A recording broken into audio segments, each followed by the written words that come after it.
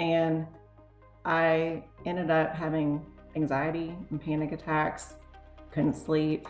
Um, and along with that, I was having perimenopause symptoms.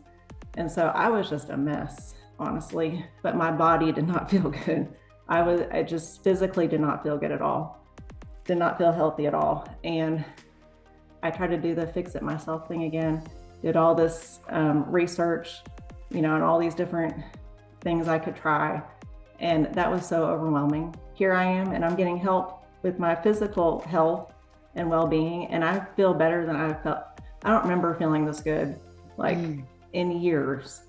And here I am, I'm going to be 45 this year, and I feel the best. Like I said, I just feel great.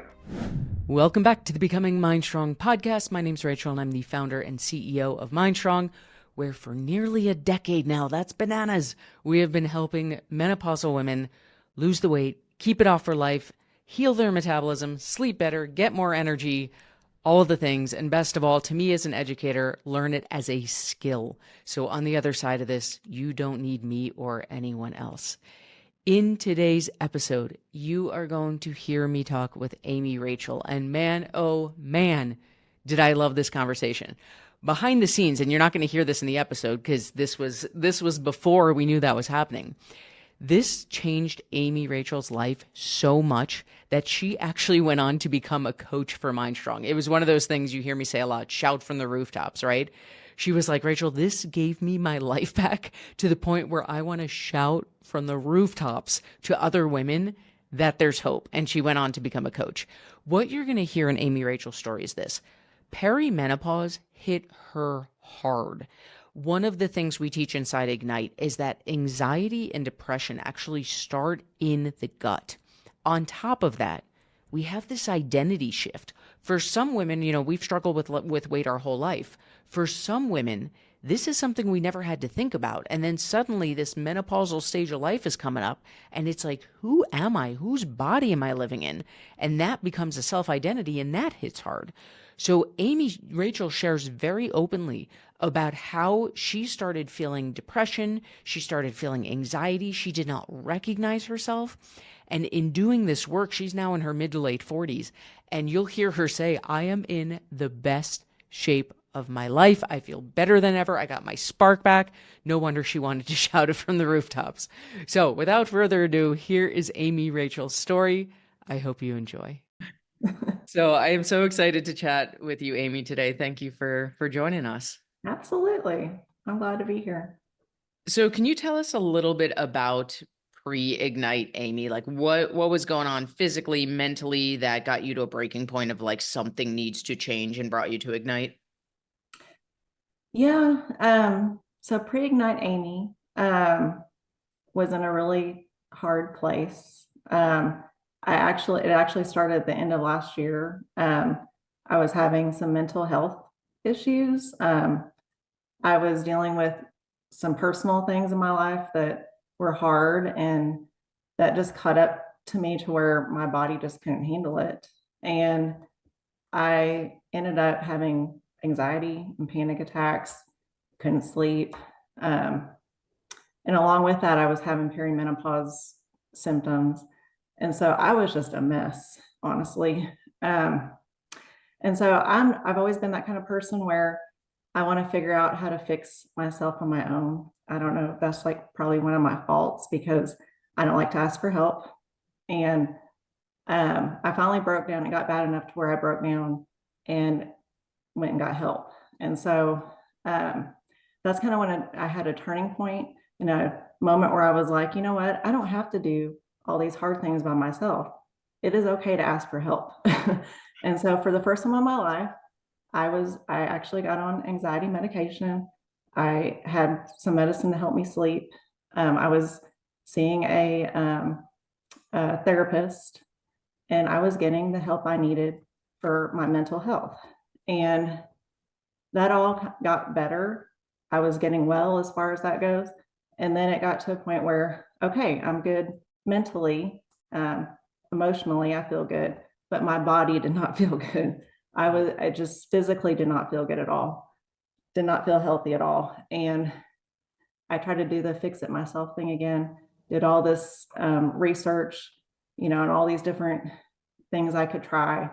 And that was so overwhelming. Honestly, I just was more frustrated than ever. And then it just dawned on me, you know what? I got help, for the emotional and mental health thing. Maybe I should get some help for this too. That's okay if I do that. It doesn't mean that I'm, a failure or anything like that. Like that, it's okay. And so that's what I did, and that's how I got here.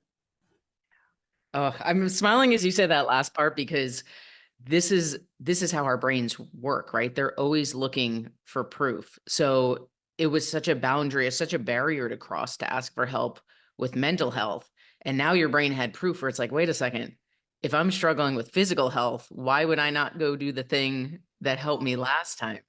Right. And that's just, it's funny because I just recorded a podcast yesterday about how the more we get used to feeling the sting that comes with fear, the easier it becomes because your brain has proof of like, oh, last time I did this, look how well it went. And that's what I'm hearing in your Right. story. Right. And eventually we get to a point in life where it's like, I don't know how to do this. Let me go ask for help. Like you can't even finish the sentence because it's like, I know the quickest way from A to B is to just work with a pro and knock it out rather than Yeah. going down the rabbit hole of hoping and wishing and praying for the next 5 years.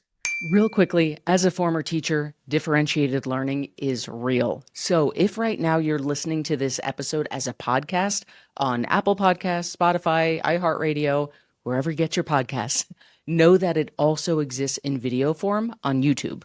Similarly, if you're watching me right now on YouTube, know that this episode also exists as a podcast on all the platforms. So, however you take in information best, know that we've got you. The podcast exists both in podcast form and video form. We'll link both in the show notes below so you can learn however you learn best. Now, let's get back to the episode.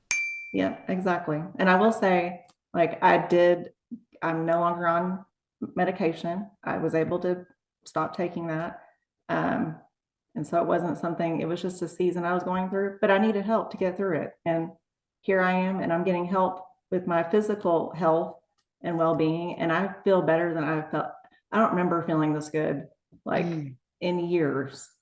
And here I am, I'm going to be 45 this year, and I feel the best. Like I said, I just feel great. So, Oh, that makes my heart so happy. And just to validate, and for anyone who's watching who needs to hear this, anxiety is a part of perimenopause. Like what happens in perimenopause, as most of us know, when our estrogen starts dropping, estrogen is part of what helps regulate cortisol. So it is a very normal part of this beauty of being a woman that when we start not being able to regulate cortisol as well as we used to, these are very normal symptoms. And people, I think a lot of people try to separate, like, this is my mental health, this is my physical health, but nutrition is hands down the best thing we can be doing for both of those, because as we get our nutrition in check, we start to regulate some of those hormonal changes that happen at this stage in life.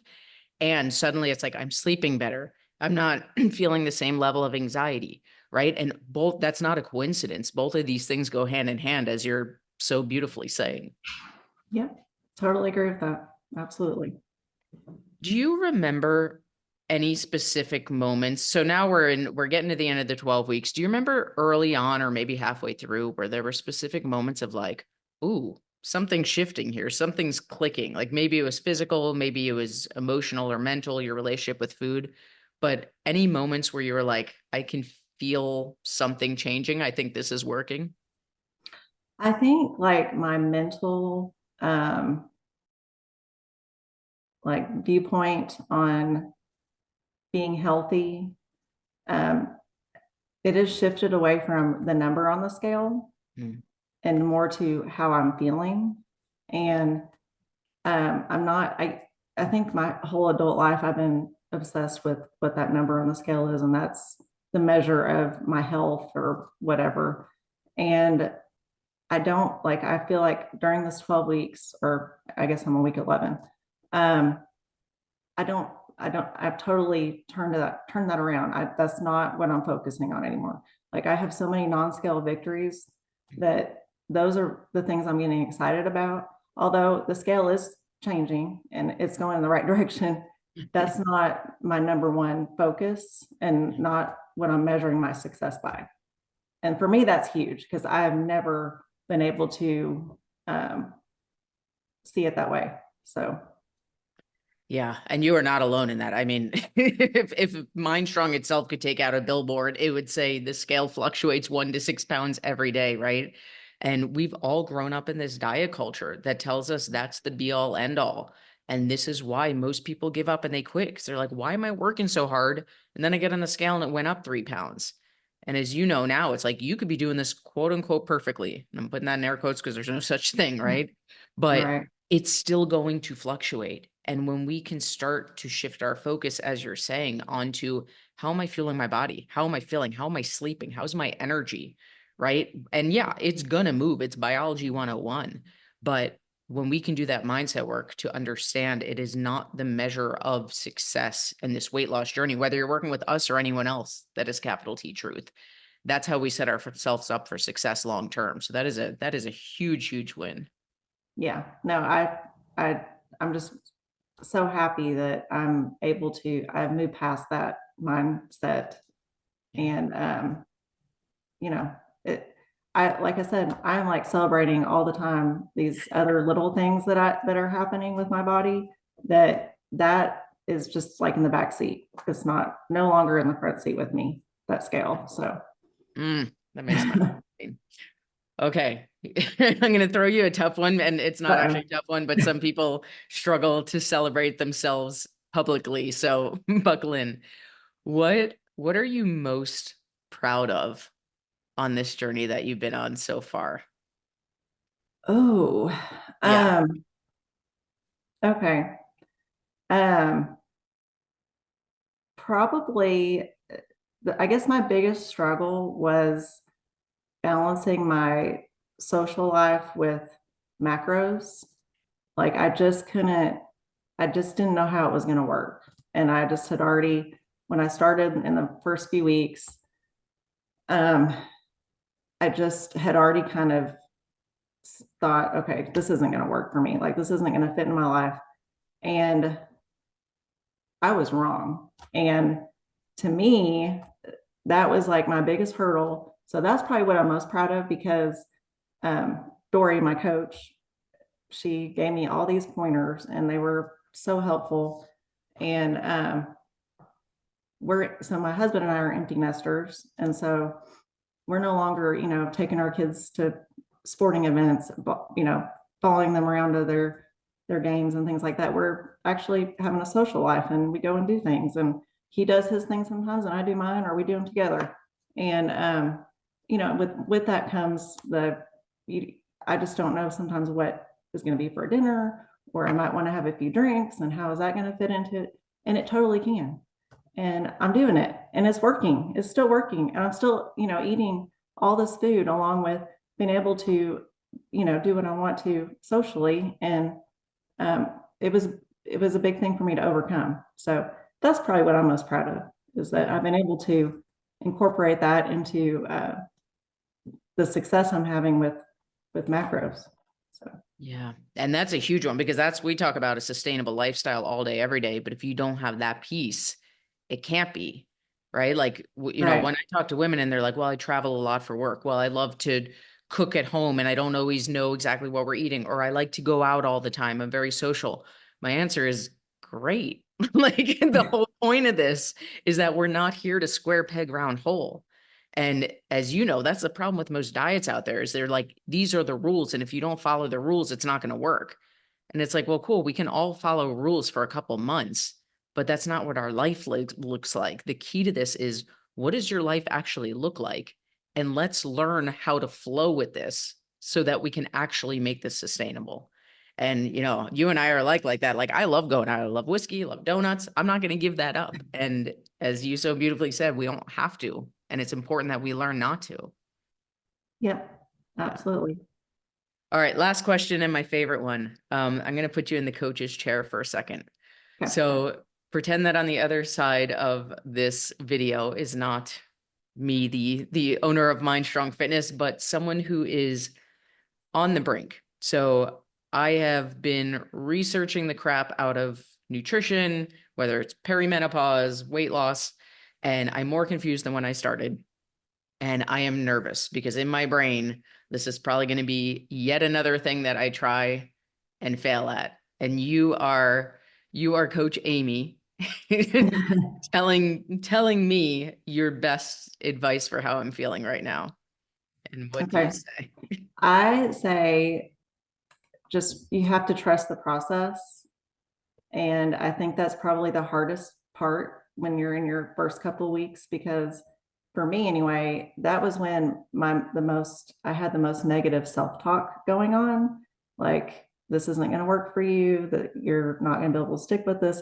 This isn't going to fit in your lifestyle. Um, and I had to push past that to get where I am now. And I'm so glad I did, because that is totally gone. Like, those thoughts are gone. And you just have to trust the process and just trust your coach. They will hold your hand, walk alongside you, and lead you in the right direction. And it's not going to fail if you just be consistent and move forward. Oh, I love that answer. I love that answer because, one of the things that I talk to people a lot about is it's very easy for me, for Dory, for any of our coaches to say, trust the process, because we've been doing this for years, right? And in the beginning, as you were saying, like it's hard to trust the process in the beginning. We haven't done any neuroscience psychology work yet. There's negative self-talk. Is this going to be another thing I try and fail? Like, go down the rabbit hole. But what we can do in those moments is we can trust our coach, right? Sometimes I get on calls with people and they're like, well, I don't trust myself. And I'm like, cool, you don't need to trust yourself. Do you trust me? Because if you're investing in my company, it means there's some level of trust. And at some point, you're going to learn to trust yourself, just like you're saying. So in the beginning, there has to be this leap of faith. And whether that's with me or some other coach, but we're not going to trust the process until we live it. No doubt in my mind, you will trust the process once you've walked the path for a bit, because it's biology 101, it works. But I love what you're saying about, yeah, it's tough to in the beginning, and it's going to happen organically with time. That was Yeah. beautifully said. Good. Is there anything else we didn't cover that you'd like to share for anyone listening who's struggling, whether that's perimenopause, weight loss, scared of taking leaps? Any thoughts? Again, if you have goals that you want to reach and you are lost and don't know where to start, it's okay to get help. Mm. That's what I've learned this year. I think that's going to be my motto this year. It's okay to get help. Yes. Oh, that gave me goosebumps. I love that. Thank you, Amy. This was so wonderful. And I have no doubt there's going to be so many women listening to this who are struggling with anxiety, struggling with asking for help, struggling with, I have a social life. Can this actually work for me? And zero doubt how inspiring this is going to be for them. So thank you.